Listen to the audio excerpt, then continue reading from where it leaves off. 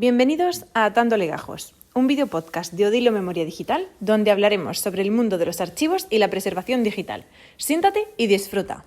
Hola, muy buenas y bienvenidos a Atando Legajos, el video podcast de Odilo Memoria Digital donde hablamos sobre archivo, tecnología y gestión documental. Como ya sabéis, cada semana, cada video podcast que grabamos, contamos con un profesional de reconocido prestigio dentro del sector y bueno, hoy tenemos el placer de tener con nosotros a Antonio Albacete, director de operaciones de Easy Videoma, el cual pues nos va a explicar un poquito qué hacen desde Videoma. Bienvenido, Antonio. Muchas gracias, Ricardo. Bueno, pues Videoma es un tan llamado DAM, MAM, CMS, como lo quieras nombrar, y es un sistema completo para gestionar grandes volúmenes de contenido multimedia. Cuando decimos ordenar grandes volúmenes de contenido, lo que decimos es dar las herramientas necesarias para todo ese flujo de actuación, desde la ingesta, la gestión, el análisis, la explotación, la integración con terceros, como es el caso de Odilo. Eso es lo que hacemos ordenando ese contenido, poner a disposición del cliente su contenido listo y preparado para esa explotación. Perfecto, Antonio. Muchísimas gracias por la introducción. Y luego, por otra parte, hoy tenemos el lujo de contar con una de nuestras mejores compañeras que ha sacado un huequito en su agenda, que es Cristina San Juan. Bienvenida, responsable de proyectos y servicios profesionales en Odilo, que bueno, pues nos va a hablar un poquito acerca de la integración con Easy Videoma y cuál es la funcionalidad que tiene junto con la solución de Odilo Memoria Digital. Vale, para ver un poco cómo sería la integración entre Videoma y Odilo, vamos a describir 4 puntos fundamentales en los que aparece esta integración, ¿no? En los que se describe la integración en sí. El objetivo, ¿cuál es el objetivo principal? Pues como una herramienta, Odilo como una herramienta integral de archivos se integra con otras herramientas, como pueden ser gestores de contenidos, tramitadores, gestores de contenido multimedia, como es en el caso de Videoma, y para ampliar esa funcionalidad entre ambas herramientas. Al final es el objetivo de todas las integraciones, ¿no? Que las funcionalidades de una herramienta y de otra convivan y se complementen. Ese es el objetivo fundamental. ¿Cómo se realiza esa integración? Pues esa integración se realiza a través de un servicio web y con la preparación de unos datos de equivalencia. Es muy importante que esos datos sean analizados y se realice un esquema de metadatos común, una estructura, para que esos datos se visualicen correctamente y de forma completa. ¿Qué conseguimos con esta integración? Pues unificar capacidades. Al final es lo que hemos estado comentando en algún momento, unificar las capacidades específicas de Videoma como gestor de contenidos y de Odilo como herramienta de archivo integral que aporta todo el tratamiento archivístico. ¿Y qué aporta Odilo? Pues un poco por reincidir, ¿no? Pues dentro de ese tratamiento archivístico aporta gestión a través de usuarios por grupos de trabajo y roles o perfiles, análisis y estudio de formatos multimedia, preservación digital de los contenidos, difusión de los contenidos a través del portal de archivos y unificación de los fondos documentales. Muchísimas gracias, Antonio y Cristina, por tan breve y concisa explicación de los temas que vamos a tratar hoy en este video podcast. Y nada, pues si os parece vamos a ir empezando. En principio vamos a hacer una breve introducción para que conozcáis un poquito más a fondo la herramienta de Easy Videoma y luego entraremos a profundizar acerca de la integración entre ambas soluciones. Los elementos gestionados por la herramienta, tal como comentábamos en la introducción de Videoma, se muestran en la interfaz de explotación de esta manera. En la parte izquierda tenemos todos los criterios de búsqueda de los que hayamos dado de alta. En la parte superior están los elementos que gestionamos, los vídeos, las escenas, los fotogramas, cada una de las colecciones que estamos tratando, y un menú de búsqueda en el que podemos buscar por todos los elementos que componen el metadata de la aplicación. Un elemento concreto puede ser este, en el que vemos que soy Miguel Ángel Peñalba, soy está el profesor. vídeo con todas sus calidades de vídeo relacionadas, la documentación del elemento vídeo, cada uno de los clips que componen este elemento, un índice visual, un storyboard donde podemos posicionarnos en cada uno de los momentos, Tirosinemia. ¿vale? Sin necesidad nada más que hacer un simple clic, un minutado en el que podemos ver la transcripción audio a texto y aquí posicionarnos con el subtítulo en un momento en inglés y en otro momento en español, es decir, con una transcripción y una traducción sincronizadas, buscables en cada momento por cada uno de los dos idiomas y accediendo al minutado exacto donde sucede la aplicación. Esta es una visión general de lo que podemos hacer, el contenido generalista y un contenido particular. A continuación, procedemos a mostrar un ejemplo de difusión de contenido multimedia a través del portal de archivo. Este ejemplo es un ejemplo simulado, puesto que el cliente Iberdrola cuenta con un portal de archivo controlado y de acceso restringido. En este acceso vemos tres tipos de entrada. Para este ejemplo vamos a utilizar el acceso general de tipo portal de archivo.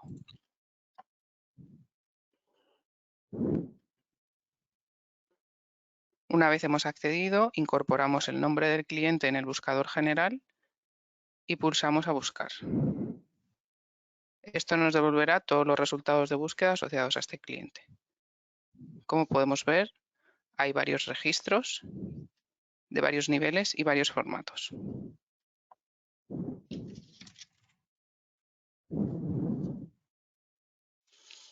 Accedemos a un registro de vídeo y visualizamos toda la información descriptiva del registro, en este caso mostrada en norma ISAC. Si pulsamos sobre ver documentos, accedemos a los documentos asociados a este registro descriptivo, una fotografía y un vídeo. Para reproducirlo únicamente tenemos que darle al botón de reproducir. En este caso el vídeo se encuentra alojado en el portal de archivo y se visualiza directamente como un objeto, pero podemos tener la opción de enlace a otras plataformas como puede ser en este caso Videoma. Muchísimas gracias, Antonio, Cristina. Y nada, pues si os parece vamos a ir empezando con las preguntas que tengo preparadas. En este sentido, vamos a comenzar con la primera de ellas. Estamos hablando de diferentes formatos de vídeo, así que bueno, la primera pregunta va un poquito enfocada a los formatos de vídeos. Sabemos que Videoma trabaja con diferentes formatos. ¿Qué fuentes podéis ingestar en Videoma y qué formatos de vídeo admite la plataforma? Bueno, al ser una herramienta integral de gestión de contenido multimedia, tenemos que dar respuesta a todos los formatos y a todas las fuentes. Tenemos diferentes aplicaciones o herramientas para ingestar contenido desde una fuente analógica a una fuente digital, o una fuente IP, un streaming de vídeo, o ya ficheros digitalizados, con un contenido ya enlatado de alguna forma en un Warper de vídeo, ¿vale? Y en cuanto a los formatos, pues los formatos que generamos son formatos de todo tipo, formatos profesionales, formatos de internet, formatos de más consumo diario o formatos de alta resolución o alto bitrate que utilizan en las producciones más profesionales. Fantástico, Antonio. Muchísimas gracias por la explicación. Al hilo de esta pregunta, ¿a qué te refieres exactamente con la gestión de contenido multimedia en Videoma? ¿Qué tipo de gestión se puede hacer con vuestra herramienta? Bueno, pues cuando digo la palabra gestionar, que antes he dicho ordenar ese contenido, lo que tenemos que hacer con Videoma es generar la estructura de ese contenido. Cómo a poner los cimientos para que luego todas esas fases de ingesta, gestión, análisis, explotación tengan cabida, ¿vale? Entonces, pues damos de alta esas fichas documentales que luego Odilo va a ser capaz de insertar o de incorporar a través de nuestras herramientas de comunicación, nuestras APIs, para de alguna forma centralizar otros recursos con los nuestros de vídeo, ¿vale? Además de eso, pues tenemos que dar herramientas de cambio de formato, de gestión de vídeo. No tiene sentido una herramienta de archivo o de gestión multimedia que tenga que utilizar una edición para otro tipo de herramientas, otro tipo de funcionalidades. Por ejemplo, imaginaros que tenemos que extraer nativamente un trocito o una secuencia de un vídeo, porque es un momento especial o un momento que para ti es importante extraer del archivo. Pues no es necesario llevarlo a la herramienta de edición, hacer un corte, marcarlo, hacer un render.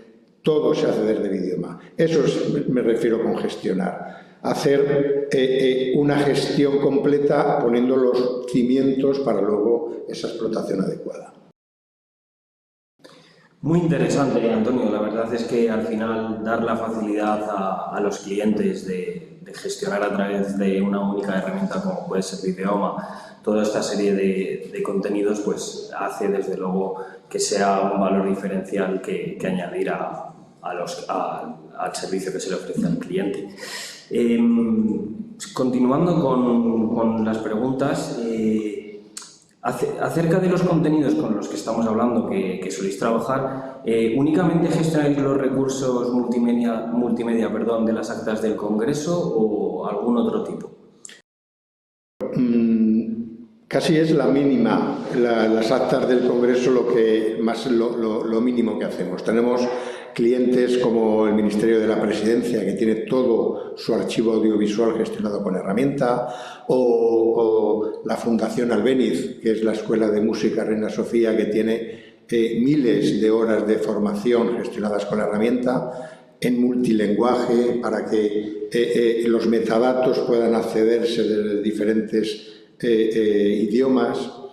Tenemos las principales productoras del país, tenemos Globomedia, la Fábrica de la Tele, que utilizan la herramienta para gestionar ese archivo común, esa hemeroteca que es necesaria tener en cada empresa de producción para poder tirar en el momento concreto de esos contenidos multimedia.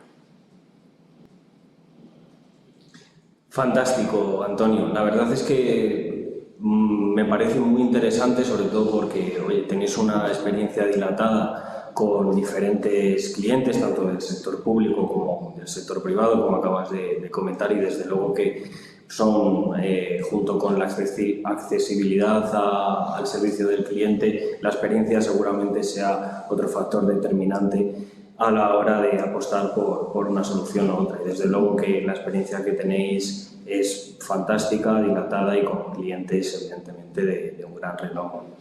Siguiendo con estas preguntas que habíamos preparado para vosotros, queremos conocer un poquito más de qué es Videoma, ¿no? De qué engloba más la solución de Videoma.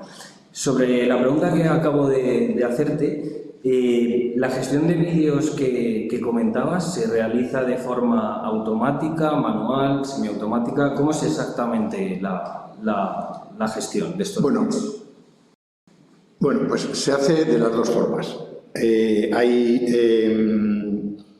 la posibilidad de metadatar el contenido de forma manual. Muchas veces decimos que un documentalista da una visión más subjetiva del contenido y describe lo que está pasando en esa escena o en ese momento del vídeo, lo documenta de forma pues, más personal, ¿vale?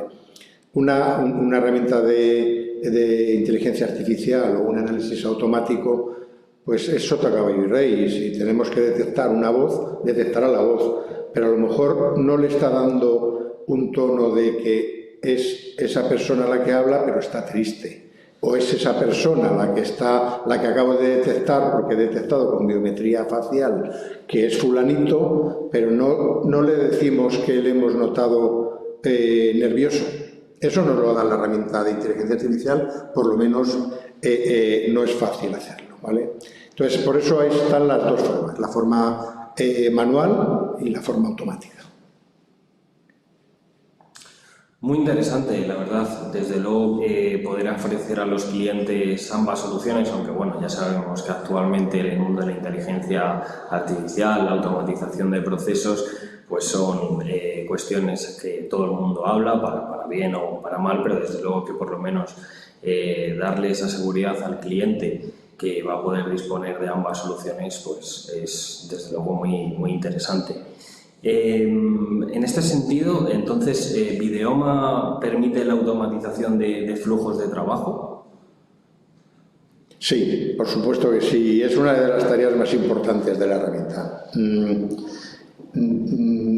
A través de un BPM, de un orquestador de procesos, de alguna forma, lo que conseguimos es que, dependiendo de diferentes eventos que sucedan en la herramienta, un evento puede ser acabo de ingestar un vídeo, o acabo de generar una tarea de transcodificación, o acabo de reconocer a una persona, o acabo de hacer algo, bien sea de forma automática o de forma manual, desencadenar otro evento, un evento que tenga relación con esa acción previa. Es decir, imaginaros que estamos reconociendo un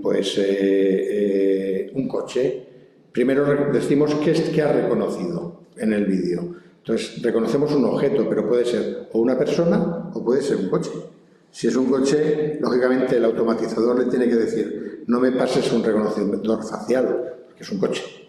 Pero si es un coche, pues le digo, pásame un reconocedor de matrículas, ¿no? Sin embargo, si es una persona, pues, o detecto que es una persona, si está de frente, le digo, intenta detectarme la cara, una biometría facial. Pero si está de espaldas, pues no tiene sentido gastar recursos en intentar reconocer a esa persona de espaldas. Y le diré, pues, dime qué color tiene la ropa, o si lleva una mochila, o si va andando, o está parado, o si está sentado. Esas cosas son las que vamos generando flujos de trabajo a lo largo de un proceso de ingesta y de gestión para permitir que el contenido cada vez esté más segmentado y más explotable por el usuario final. Genial, muchísimas gracias por la aclaración, porque desde luego que la inteligencia artificial, la automatización de procesos y en este caso la automatización de los flujos de trabajo, pues se considera preceptivo conocer bien en qué consiste, y desde luego que la has explicado de una forma muy intuitiva, y que al final, oye, a la inteligencia artificial también hay que guiarla de alguna manera para que explote precisamente toda esa data que nos interesa, porque la que no nos interesa, como bien has comentado con los ejemplos, pues no nos sirve de mucho.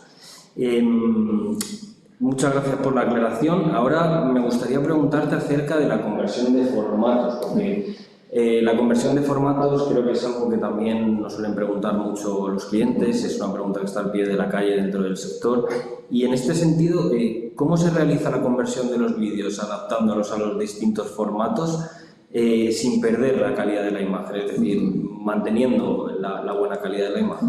Bueno, mantener la buena calidad de la imagen si previamente la tiene. Es decir, nosotros lo que sí mantenemos es la mejor calidad. Es decir, ingestamos el máster o el principal, y a partir de ahí generamos otros formatos que nosotros llamamos formatos proxy, que son formatos de explotación o formatos de uso. A lo mejor un formato sin compresión, que en la terminología del vídeo es un formato RAW, un formato sin compresión, no es usable luego con una edición. O a lo mejor sí, la edición es el único formato que quiere utilizar porque es el que necesita tener toda la esencia, no haber perdido nada en esa codificación. Con nuestro Media Transcoder, que es una herramienta de conversión de formatos, hacemos varias cosas. Una es ese cambio de formato para cuando alguien necesita tener formatos de uso diferentes, y para convertir o para extraer contenido de forma nativa de esa media. Es decir, imaginaos Ricardo, que que tenemos un vídeo de 1 hora en el que tenemos que extraer 5 segundos o 10 segundos de una escena que es la escena importante que quieres descargarte para llevarla a una edición, para llevártela a un total o para llevártela a una presentación de PowerPoint. Bueno, pues con Videoma la marcamos, hacemos un clip-in, un clip-out, marcamos esa escena y la extraemos nativamente en el formato de todos los que tenemos gestionados con la herramienta, del máster, de la calidad proxy, de cualquiera de esas calidades.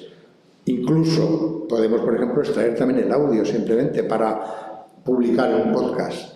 Imaginaos que tenemos grabadas ruedas de prensa, conferencias, pues ese contenido no tiene sentido si lo estás escuchando llevarlo con vídeo, simplemente el audio es suficiente. Pues también podemos extraer el audio de un vídeo. Eso es la transcodificación o el cambio de formato.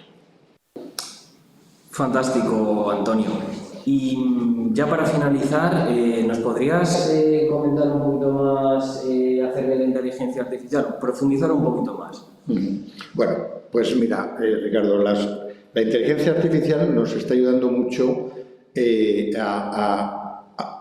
alguna forma a extraer información de forma rápida y muy eficaz. Una de las herramientas más importantes de la inteligencia artificial que utilizamos para documentar contenido es la transcripción audio-texto. La transcripción audio-texto se está convirtiendo ya en una herramienta prácticamente del día a día. No es como hace años que tenía muchos errores, que de alguna forma servía solo a nivel de un poquito de word spotting, identificar palabras. Actualmente ayuda hasta hacer la puntuación en una transcripción, te pone las comas en su sitio, si hay palabras o numerales que están dichos, pues 1532, no pone 1532, sino te pone un 1532 en número. Una serie de cosas que ya están avanzando y están permitiendo que el contenido pues se documente por sí solo. A nosotros nos comentan clientes que tienen mucho contenido locutado. ¿Qué hacemos con ese contenido? Yo no tengo gente para documentar. No tengo capacidad humana de documentar esta información tan ingente que tengo. Y le preguntamos lo primero, ¿está locutado el contenido? Sí, está locutado. Ya está documentado.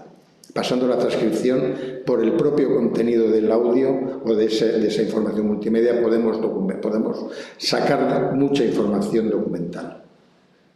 Otra cosa importante de esa transcripción es que podemos darle accesibilidad a las personas discapacitadas, auditivas. Una persona que está oyendo una rueda de prensa, con todo el valor que tenga, si no está escuchando no puede ser.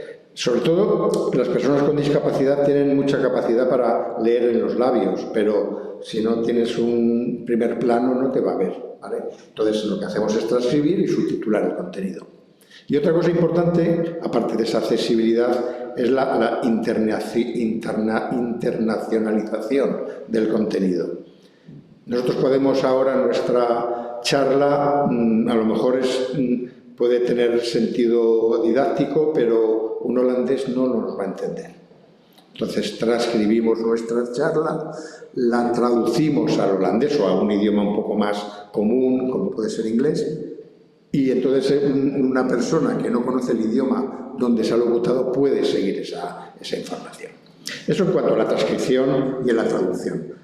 Pero luego hay muchísimos reconocedores que enriquecen ese contenido multimedia, pues lo que comentamos antes, reconocedores de audio, reconocedores de caras, reconocedores de objetos, reconocedores de huellas de audio, reconocedores y analíticas que cada vez pues, van a complementar o van a ayudar a que esa documentación y ese enriquecimiento del contenido multimedia cada vez sea mayor y le podamos sacar más provecho y más partido junto luego con la herramienta de Odilo, que es la que pone en valor en estos proyectos que nos ocupan, pues pone en valor toda esa información. Entonces, bueno, muy interesante desde luego. Siguiendo con estas preguntas que habíamos preparado para ti, Cristina, ¿consigue gestionar en este sentido los formatos de vídeo una vez se proporcionan por Videoma? Y de ser así, ¿qué formatos son con los que soléis trabajar más habitualmente? Pues justo estábamos hablando antes, Antonio y yo, del tema de los formatos. Al final, el tema de los formatos es un tema bastante complejo porque en el caso de la preservación también son muy importantes esa declaración y ese trabajo previo con los formatos. O sea, nuestra herramienta necesita que los formatos estén declarados y que esos formatos estén correctamente incorporados en la herramienta. ¿Por qué? Pues porque al final los formatos tienen vida. Exacto. Tienen caducidad, por decirlo de alguna forma. Ahora mismo nos parece algo muy arcaico, ¿no? Pero hace unos años el CD era uno de los formatos digitales que más se utilizaba para agregar información, y hoy en día ese tipo de formato está obsoleto y de hecho no se utiliza ni se recomienda su uso porque al final se estropea la información, es perecedera. Entonces lo que hacemos desde la parte de servicios profesionales es preparar todos esos formatos para asegurar que su preservación sea continuada y sin ningún tipo de alteración.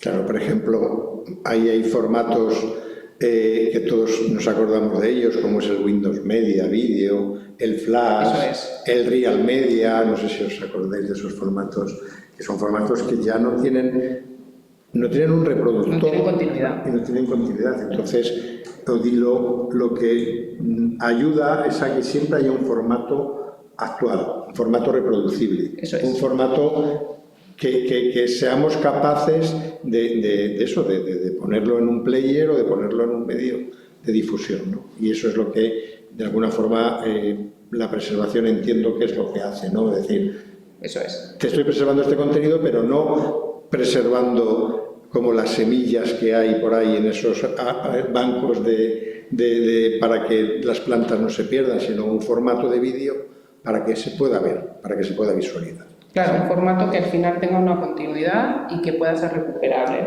con el paso del tiempo sin ningún tipo de problema. Entonces, en ese aspecto, justo el tema de los formatos de contenidos multimedia conlleva una dificultad añadida, y es que al final esos contenidos multimedia generan un volumen bastante amplio. Es decir, cualquier grabación, al final su peso es mucho más que lo que puede ser un objeto digital o cualquier documento, cualquier documentación, por muy extensa que sea.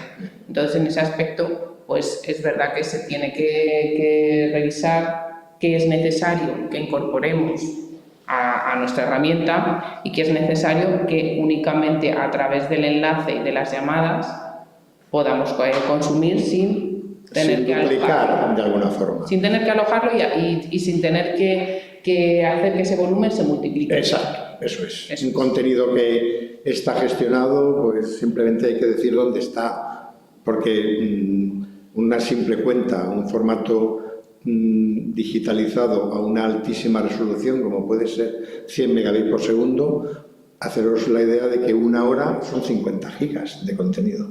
50 gigas son palabras mayores ya, cuando en un formato proxy pueden ser pues algún giga, ¿vale? En el caso de la preservación es importante saber qué contenidos se necesitan ser preservados y tratarlos adecuadamente para que cumplan esos estándares de preservación necesarios para que se apliquen. Eso es. Fantástico, fantástico. Pues ahora me gustaría, si fuera posible, que nos pusierais un ejemplo. Creo recordar que una muy buena forma de entender y que de forma más visual o más concreta vean nuestros espectadores cómo trabajan ambas soluciones en conjunto sería el proyecto de Iberdrola. ¿Nos podéis hablar un poquito más del proyecto de Iberdrola? Si quieres comento yo dos tips y luego porque yo creo que la conoces tú más el proyecto. Si quieres tú un poquito y luego lo que hacemos es que cuando estemos haciéndolo ponemos las imágenes. Eso es, sí. Pues a ver, Iberdrola tiene, en lo que concierne al contenido multimedia, tiene un gran archivo audiovisual de las grandes construcciones hidroeléctricas del pasado. Entonces es un contenido que un departamento con unas personas, no voy a nominarlas porque entiendo que no es a lo mejor el caso, pero son personas que se han dedicado con mucho esfuerzo a una parte previa a la gestión y posteriormente a la preservación, que es la restauración. había mucho contenido que se estaba ya empezando a perder. Iberdrola ha hecho mucho esfuerzo para mantener ese contenido vivo, ese contenido visible y que podamos todos, pues, de alguna forma sentirnos orgullosos de lo que se ha hecho en nuestro futuro, en nuestro pasado, ¿vale? Entonces, todo ese contenido, muchos en blanco y negro, invitaría, si fuera a la gente a que viera ese contenido, que es magnífico, de cómo se construían las presas casi a pico y pala, y con una maquinaria pues de una forma pues, de hace 50 o 60 años, que no es lo de ahora. Ese contenido está restaurado, está digitalizado y entra Vidioma. Vidioma lo ingesta, se documenta con el equipo de documentación de Iberdrola, se trata lo que sea necesario y en ese momento ya entra Cristina. Pasa al portal de Pasa al archivo. portal de archivo. Eso es, esos contenidos ya se visualizan, se tratan de forma archivística. Eso es. Y sobre todo en este caso es un portal controlado. Entonces, una de las principales características es que es interno y que tiene una gestión de usuarios y una seguridad aplicada. Eso es. Y a raíz de, a través de ese portal de archivo, pues ellos acceden a sus objetos descritos, en este caso son contenidos multimedia, y visualizan todo lo que es la descripción del registro asociado al vídeo correspondiente. Claro. Imaginaos que tuviéramos que ver los vídeos extrayéndolos de un disco duro externo o de un disco duro o de una cinta que estaba en un formato de los que ya no hay reproductores en 8 milímetros o en rollos de cine, que es lo que se han encargado previamente de hacer esa restauración y puesta en valor. Y sobre todo que poniéndolo dentro de un fondo documental, como puede ser el fondo documental de Iberdrola, le das el contexto necesario para que esa información, esa documentación aporte mucho más, no solamente la visualización de cómo se construía, sino dentro de un fondo documental, con un tratamiento archivístico, con una descripción asociada a metadatos, a personas que habían intervenido en ese momento, o sea, un contexto histórico que tiene muchísimo más valor. Exacto. Ese vídeo puede tener hasta un guión, puede tener unos derechos, puede tener unos recortes de prensa de la época, mucha información que complementa y enriquece mucho ese fondo documental. Perfecto, pues ahora recogiendo la pregunta que nos dejó nuestra anterior invitada al podcast, Pilar Gil de la Universidad de Castilla-La Mancha, la pregunta que nos dirigió para vosotros en este caso era ¿por qué nos referimos a la parte como si fuera el todo?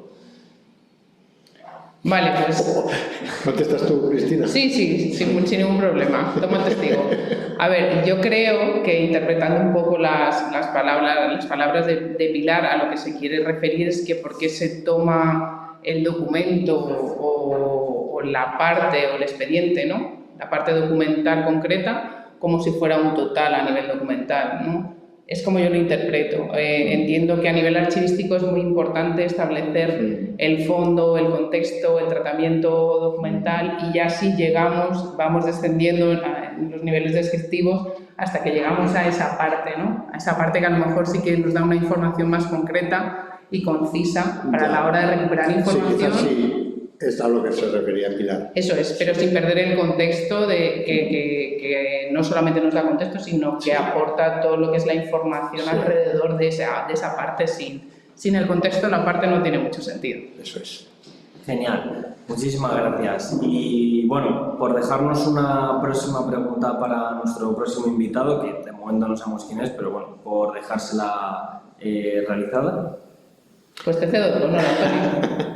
Pues no sé, a ver, se me ocurre, como hemos hablado tanto de inteligencia artificial, le hemos dado tanta importancia, de hecho la tiene, a nuestros siguientes entrevistados de Atando Legajos, les preguntaríamos, pues, ¿cómo utilizarían ellos la inteligencia artificial para sus procesos documentales? ¿Qué tecnologías echan de menos? Si hay algo que creen que aplicaría más o menos, que cedan el testigo al siguiente.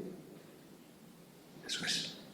Perfecto, pues muchísimas gracias a ambos, de verdad ha sido un auténtico lujo contar con dos profesionales como vosotros con tanta experiencia en el sector y nada, a nuestros oyentes pues muchísimas gracias por estar siempre ahí y nada, os esperamos en el próximo programa de Atando Legajos de Odilo Memoria Digital para seguir mostrándoos todas las novedades en el mundo de la archivística, la tecnología y la gestión documental. Muchísimas gracias.